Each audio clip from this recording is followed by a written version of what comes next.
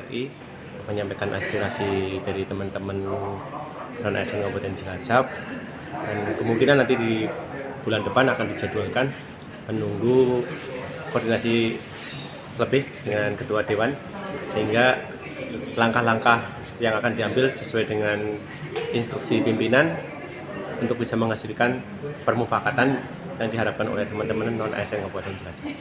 Intinya DPRD sangat setuju dan mendukung langkah-langkah Fornasab untuk menentukan nasibnya ke depan jauh lebih baik. Ini di tingkat regulasi untuk tenaga honorer sendiri seperti apa yang sudah sampai beritanya ke Fornasab? Sampai sekarang regulasinya masih sama dan tidak ada perubahan karena masih sama, tapi pesan dari Komisi A dan Komisi D optimis bahwa regulasi yang saat ini sudah diturunkan atau sudah dikeluarkan bisa dirubah dan bisa berpihak kepada teman-teman non-ASN. Berapa orang perwakilan Fornasab hari ini hadir? Fornasab pengurus ditambah dari teman-teman kurang lebih ada 10, jadi sekitar 20 yang hadir pada siang hari ini, karena kemarin dari undangan Dewan hanya diminta 10 personil perwakilan dari Fornasab, tapi kita meminta lebih sehingga bisa disepakati, disetujui oleh komisi. Ditemui oleh Ketua Komisi A, Pak Mitra Patras Moro, terus Pak Romlan dan Pak Minto. Alhamdulillah, tidak ada Pak Ketua. Sudah pada ketemu? Sama dong. Targetnya apa? P3K semua Pak non-ASN. Targetnya kepenginnya. Oke. Hah? Targetnya bisa disounding ke DPR RI. Ya. Kita difasilitasi bisa ketemu dengan anggota Dewan. Fasilitasi nggak bisa. Gini, nanti komisi kasih surat perintah ke sana, ya. Ke sana jenengan bikin draft penunjang, ya. Siap. Tapi nanti hitung-hitungannya tidak dengan sana saja, dengan BPKD kan. Duitnya ada apa enggak? Kan nanti bentuknya wajib dibayarkan RMAK, ya kan? Nah, coba nanti diusahakan, ya. Kayaknya kan Kementerian Menpan RB yang kemarin sempat tahun 2023 tidak ada honorer, ya, kayaknya ada perubahan, ya, kayaknya tuh. Cuman pesan saya gini loh, ya, pesen ya, tingkatkan kualitas. 3 pekerjaan bisa dikerjakan 1 orang, jangan 1 pekerjaan dikerjakan 3 orang. Sudah bukan zaman paperless, ya. Tingkatkan kemampuan, ya. Walaupun di sini sama banyak yang TM, ya, bukan honor, ya. Juga tidak kalah kualitas, banyak juga yang pintar-pintar. Berdoa aja, kalau kita sih dorong, kita bantu. Kalau yang bisa, kalau nggak dibantu buat apa, ya. Kalau bisa kita bantu pasti, ya.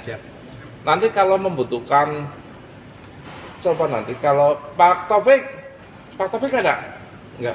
Pak Minto, ya? Nanti komisi berarti kalau udah laporan kita buatkan SP ke Jakarta. Ya. Tapi ini bisa ikut bisa enggak? Kepentingannya kan kita memperjuangkan ke sana, ya. Kalau mau marem apa ada ketuanya? Izin, Pak. Siapa? Saya. Perwakilannya Pak Ketua. Hah? Yang ngapain perwakilan ikut? Hah? Kepastiannya Enggak. Kalau ini enggak perlu ikut. Yang perlu ikut adalah BKD dengan BPKD, ya. Kalau ini ikut kan cuma mau marem. Wong ini di bawah dinas nanti kok. Bukan berdiri sendiri.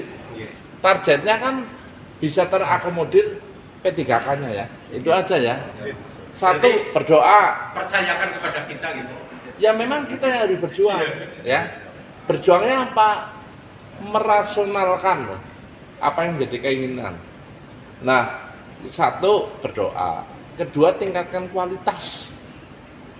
Nanti kalau sudah goal, jangan jadi ASN yang model kerjaan 1 dikerjakan orang 3. Tapi ada 3 kerjaan yang bisa dikerjakan oleh 1 orang. Gitu, keren, ya. Siap. Gitu, ya. Udah? Ya. Sehat-sehat, Pak. 20 tahun. 10 tahun, 80 tahun. Ya, berjuang kan. Ya.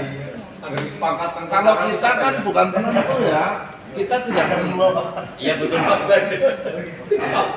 Kita bukan penentu loh ya. Betul. Sama ya. Iya. Hari ini kita audiensi dengan forum non ASN ya Kabupaten Cilacap, yang intinya memang masih banyak ternyata, lebih kalau yang terdata di forum non ASN Cilacap itu ada 1.400. Mereka tentu menyampaikan aspirasi kepada DPRD, karena DPRD sebagai representasi daripada masyarakat, bagaimana nasibnya mereka itu bisa terakomodir.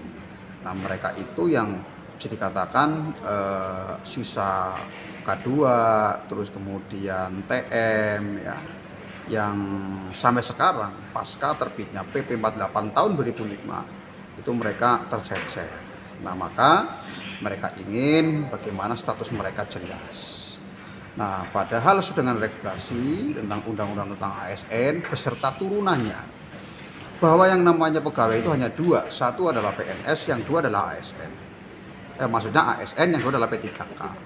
Nah, peluang yang bisa terhadap mereka sebenarnya adalah hanya P3K, karena bahwa kalau persyaratan ASN kadang-kadang mereka terbentur oleh usia, gitu kan ya, usia yang harus mensyaratkan batasan waktu. Terus kemudian masuk P3K, mereka kadang-kadang terbentur ijazah. Nah, mereka ingin bagaimana terhadap kondisi mereka existing sekarang itu mampu untuk menjadi layaknya seorang pegawai. Nah, maka kami Komisi A dan Komisi D ingin mengakomodir, karena ini regulasinya adalah pusat. Mengingat dan menimbang bahwa pusat sudah mengeluarkan regulasi bahwa terakhir 28 November 2023 ini mestinya sudah tidak ada bahasa pengangkatan lagi. Terhitung tanggal itu berarti bahwa pegawai hanya ada ASN dan P3K. Nah, terus mereka akhirnya bagaimana?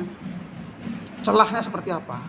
Karena regulasi peraturan pemerintah tentang P3K itu mensyaratkan bahwa yang masuk ya pendataan untuk seleksi P3K adalah mereka-mereka jabatan-jabatan fungsional yang memang profesi. Nah, sementara mereka-mereka ini yang ada driver kebersihan di PLUD adalah memang profesi-profesi yang sebenarnya sesuai dengan regulasi tentang P3K itu nggak masuk. Dan P3K itu lebih cenderung bagaimana mengakomodir mereka-mereka yang hubungannya dengan layanan dasar ya, seperti kesehatan dan pendidikan. Sehingga P3K kemarin ya didominasi yang semuanya adalah dari tenaga kesehatan dan tenaga pendidik dan kependidikan.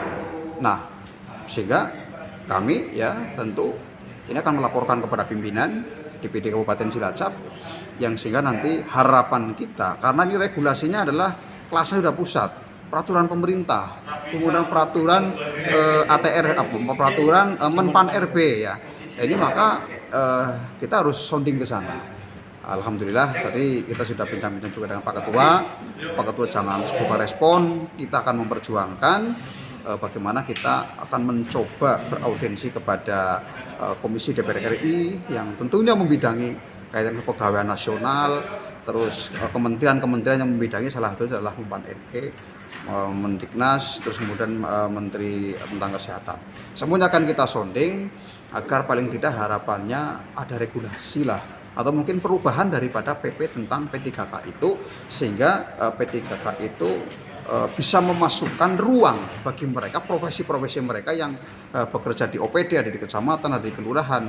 Ini juga merupakan salah satu jabatan profesi. Saya pikir itu yang dia sampaikan. Ini mudah-mudahan tidak waktu lama kita akan beraudiensi, sehingga harapan saya sebelum 28 November pegawai di Kabupaten Cilacap bisa selesai. Begitu. Oke, terima kasih Pak.